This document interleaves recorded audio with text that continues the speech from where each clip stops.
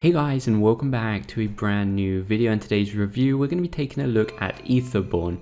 Now this is developed and published by Untitled Chapter, so thanks to them for the early review copy and making this video possible.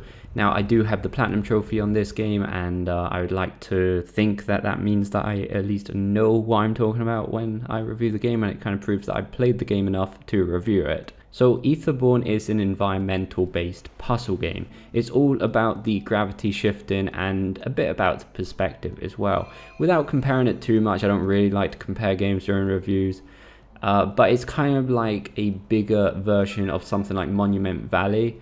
If you don't know what that is, it's a quite well-known mobile puzzle game, and it's personally one of my favorites. And I really do think that this is probably the most similar that you can get in a bigger, more 3D type aspect. But it's kind of like Monument Valley but without the shift in perspectives. Like the perspectives don't actually change the shape of the map like in Monument Valley, but apart from that it looks very similar and feels quite similar as well. Now as far as story goes, there's not really much, but you basically are born and you keep hearing this voice and you go towards the voice to unravel its mysteries. And really, without spoiling too much, that's it.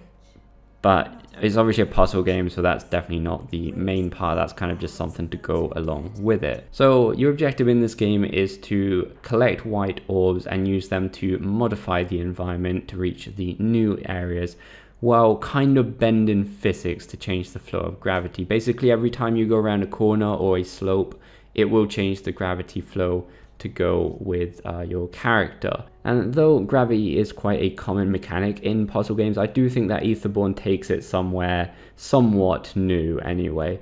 I mean, because like the perspective and the cameras change as the gravity changes, sometimes it is quite mesmerizing, and maybe sometimes you do get a bit lost, especially if there's multiple changes in quick succession. And even then, I do think that if it wasn't for the fall damage, they could have actually made it even better with some really cool perspective changing falls, like just by using gravity to fall down areas that you may even not really be able to see outside of the camera's view. But since there is quite heavy fall damage, that's not possible. But I think it would have been a really cool thing to have in this type of game. At the start of the game, there's actually this part where I did think that you had to drop down this massive kind of part of the map by shifting gravity, but that wasn't the case. And it's a shame. That would have been really a cool feature. But, you know, that's just me asking for extra things. As for the length, obviously it is a puzzle game, so it's going to depend a lot on your skill, but I got through it in about 3 hours without a guide, and I didn't really get stuck, but there was a few things here and there that I may have spent a few extra minutes on. But it's going to depend. It's not really a long game. However, like, each chapter is unique enough, at least with the environment. But the sad thing is that it never really adds new mechanics to the puzzles. But I guess because the gravity is such a big mechanic, and it's obviously the whole game centered around this mechanic, it didn't really need to have more in the levels. But maybe like just a little side mechanic in each chapter would have been nice. However, you do unlock New Game Plus when you finish the game. And though obviously it's not like having new chapters, but they will hide the white orbs a bit better this time round and make the game a bit longer.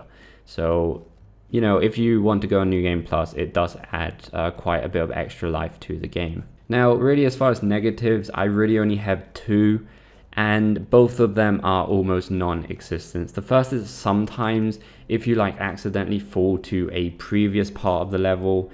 By the way, some levels are quite big in this game. I mean, they're not massive, but they're definitely not small levels.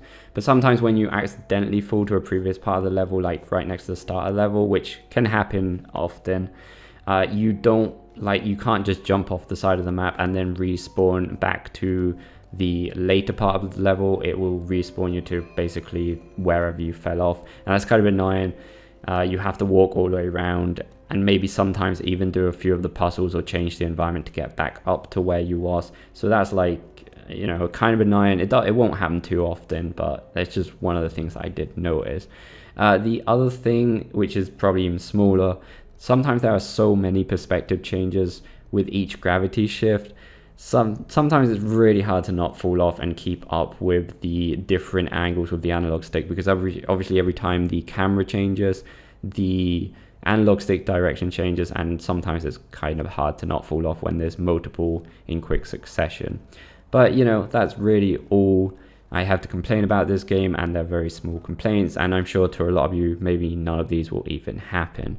Now, as far as visuals go, it looks great in this very artistic with lowish polygon type art style that we're actually seeing quite a lot more of these days in these kind of like more art based games, which is no problem with me. I like the style quite a lot.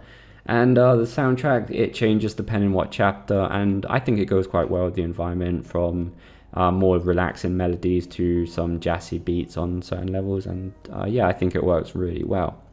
So from me, I'm going to give it a 7.5 out of 10. It's a bit short, but if you're into unique puzzle games, and especially like puzzle games with a bit of a more artistic style, I definitely think that you should check this one out. So Etherborn is now available on PS4, Xbox One PC, and Nintendo Switch. So yeah guys, hopefully this review is helpful. If it was, please go like and subscribe. Remember, you can support the channel more directly by becoming a member by clicking the join button down below. And we'll see you next time, guys.